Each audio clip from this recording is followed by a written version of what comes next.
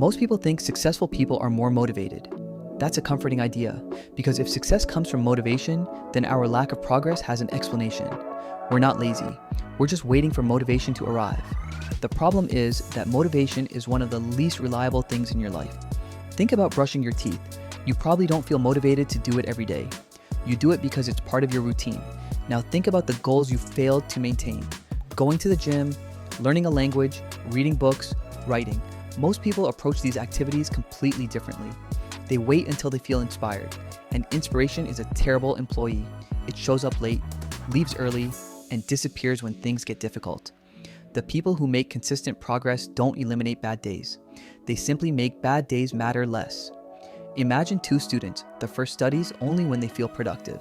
The second studies for 20 minutes every day, no matter what. After a year, the second student usually wins. Not because they worked harder, because they removed decision-making from the process.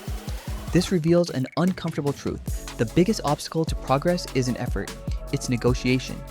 Every day you negotiate with yourself. Should I exercise? Should I study? Should I start tomorrow? Should I skip today? These tiny conversations consume enormous amounts of energy. Highly productive people don't necessarily have more willpower.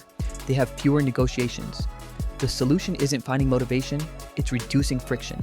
If reading is your goal, leave the book where you'll see it. If exercise is your goal, prepare your clothes the night before. If writing is your goal, open the document before you need it. Small actions seem insignificant, but they change the default option. And another mistake is aiming too high. People create routines that look impressive. 2 hours of studying, an hour at the gym, 50 pages a day, then they fail after a week.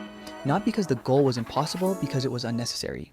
A routine that survives is more valuable than a routine that impresses.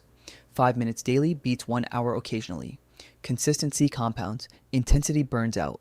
You don't become a reader by finishing a book. You become a reader by reading regularly.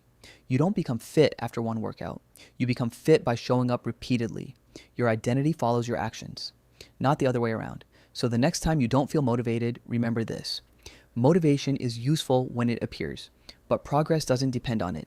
Build systems, reduce friction, lower the barrier to starting, and make consistency easier than quitting, because motivation comes and goes. But a good system keeps working long after motivation leaves.